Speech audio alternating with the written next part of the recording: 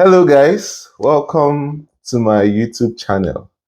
Yes, so my name is Ebube Godwin. You can subscribe to my channel. I'm going to share something very important with you guys. If you're planning to come to Canada to study, and you want to be able to stay back and work or get a permanent residency, or you're already in Canada and you want to be informed, a lot of people come to Canada, planning to stay back after their studies and all that. So you need to know the latest updates in the policy. Canada immigration policy is always changing. They're always making arrangements, they're always making reforms. So I'm a licensed lawyer in the province of Ontario, and I'm here to give you information and guide.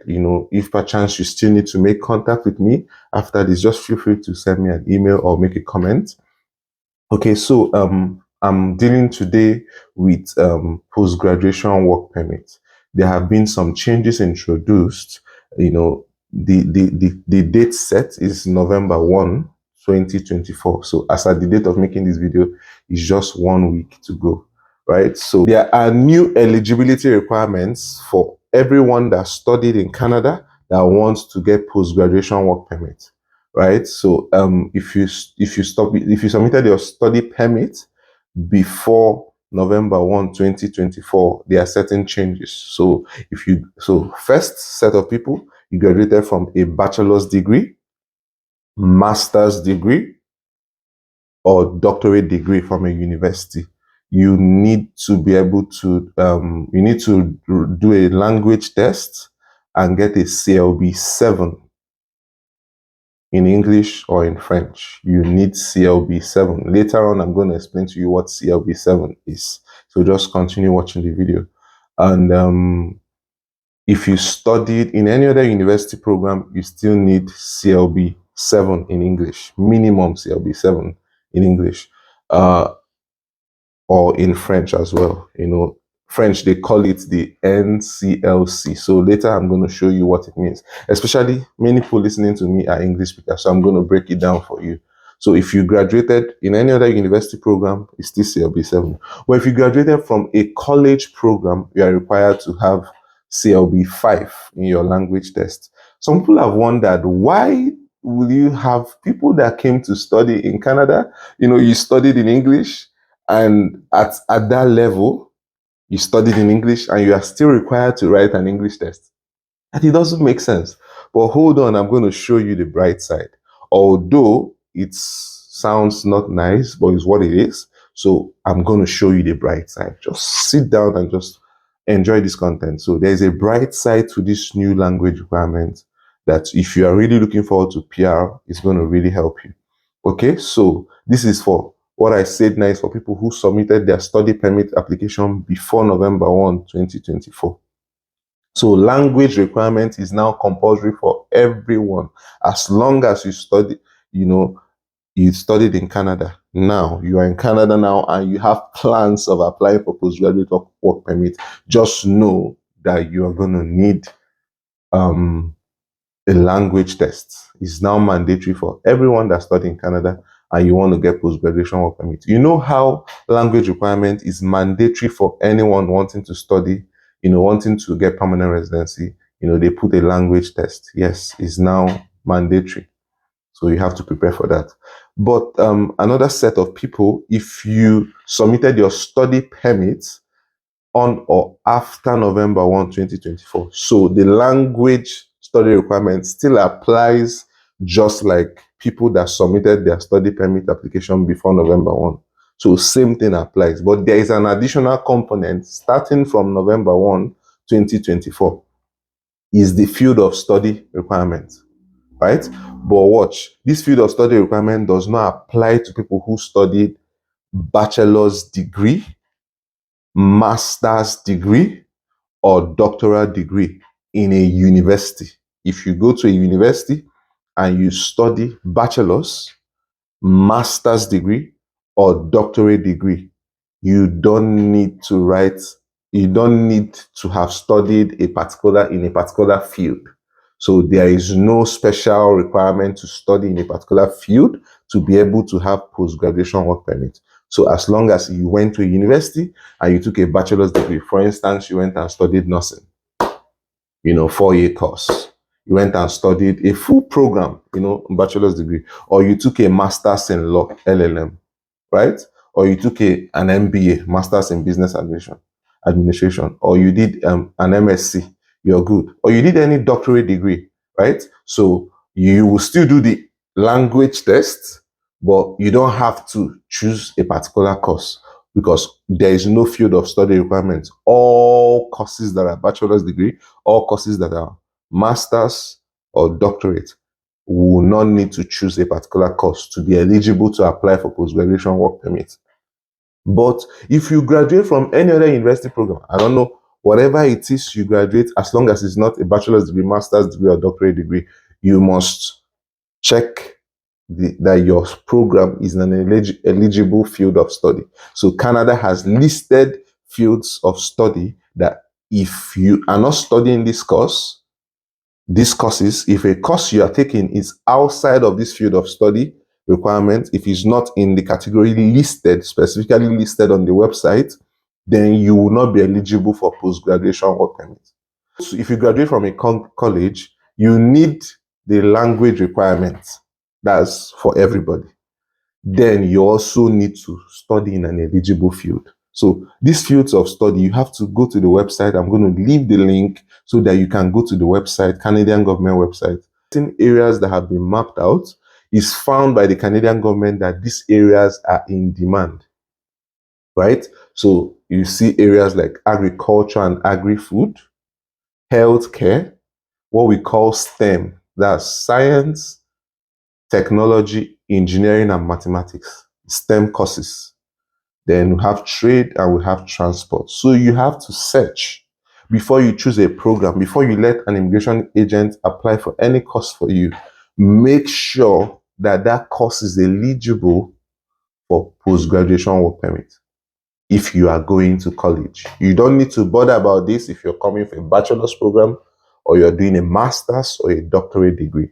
But as long as you're coming to a college, make sure that that program is eligible so that after studies, you can apply for post-graduation work permit. Imagine that you are not even eligible to apply, so you don't even have any chance. So make sure you carefully check that. So I'm going to leave the link. So about language requirements applies to everybody. You'll be tested in speaking, listening, reading, and writing. So you need to make a CLB 7 if you studied in university for bachelor's or master's degree or doctorate degree. But if you study in a college, you just need CLB 5. And this test result must be 2 years and less to be valid. So as at the time you are submitting your application, the test result should be less than 2 years old, right? So what is CLB 7? If you are writing, the two popular ones is IELTS. IELTS, is very popular. We also have the CELPIP. So CLB 7 in IELTS is when you score at least 6 in all components. At least 6 in all components for IELTS. But if you CELPIP, CLB 7 means scoring 7 in all components. So what are the components? Speaking, writing, reading, and listening. So for CLB 5, these are people that studied college programs. They expect less from them in terms of language requirements. So you need to make, for IELTS, you need to make at least 5 in speaking, writing, and listening, and at least 4 in reading. But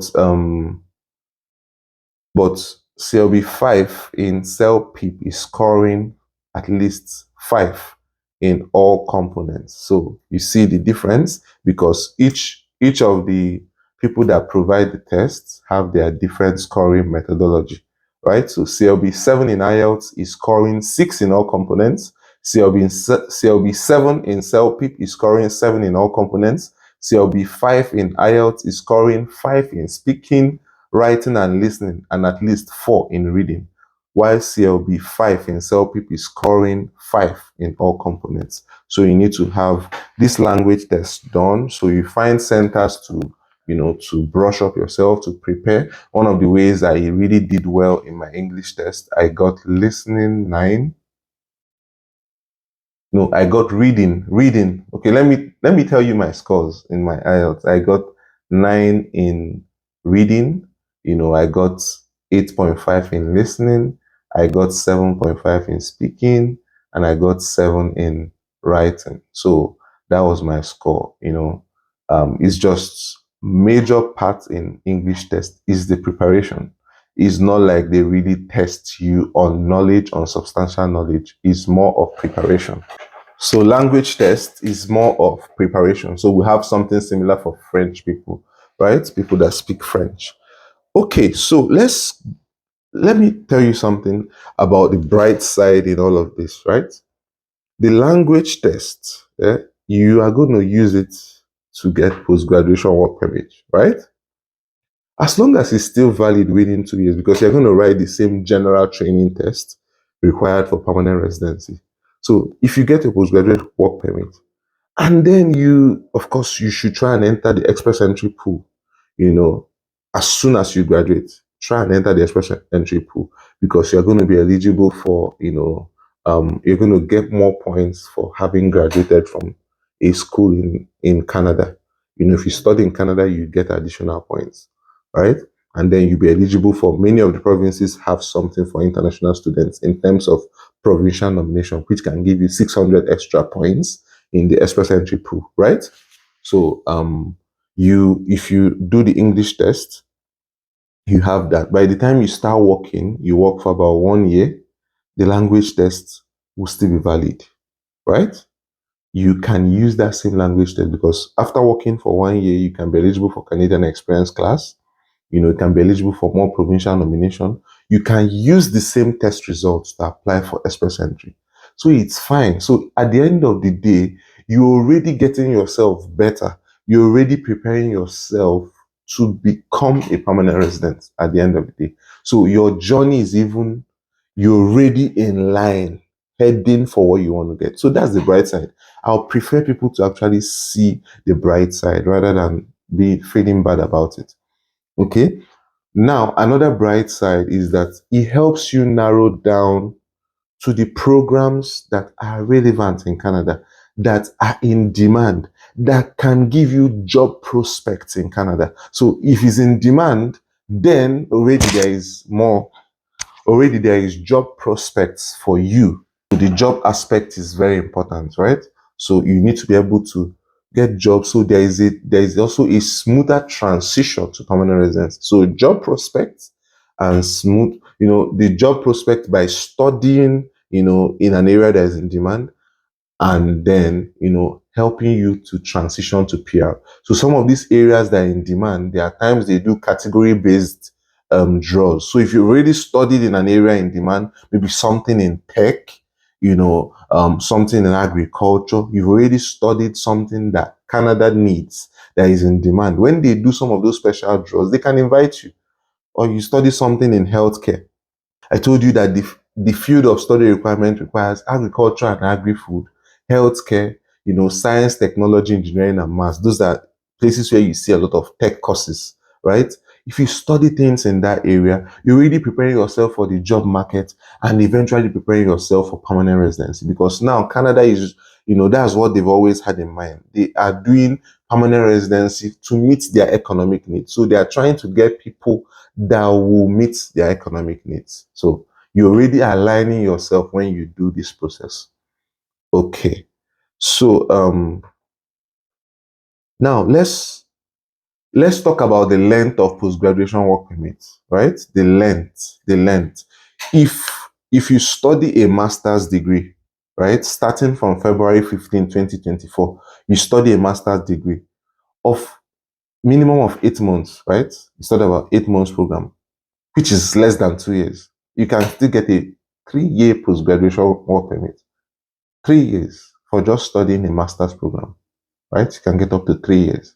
But if your program is not master's degree, but it's up to 2 years, you can still get a 3-year work permit. If not, if you study a 1-year program, you get 1-year post-graduation work permit. Masters is now being encouraged, like more advanced study is being encouraged. Canada is finding that people who come to do masters or doctorate program have a lot of contribution to their labor market. So that is why they're encouraging master's degree, right? So that's something important to know as well. I'm going to make a video for spousal work permits, right? Some changes that has been done that has been done in spousal work permit. So you want to come to Canada and you want your spouse to be able to join you and work, to support you in your study. There are some changes now as well. So even though we say that if you do master's degree of 8 months, that you can still get 3 years work permit. You may not work anymore for somebody that is married, because you want to bring your spouse. There is also a change coming in force where that master's degree has to be up to 16 months. For instance, they've introduced a program that is up to 16 months in University of Niagara. So, people that want to that don't want to bring their spouse, just watch my next video for that. So kindly, like, subscribe, share, right? And I'm a lawyer in Canada, licensed. I'm able to represent people. So if you want to ask question, because this video is not legal advice, it's legal information, you want to consult us, you want to chat with us, just go ahead and send us a message. We'll be there to help you in your immigration needs, to guide you. And if you really need private consulting, we'll be ready to do it for you at an affordable cost. Thank you so much for watching. Share this information, it will help somebody. Bye for now. Watch my next video.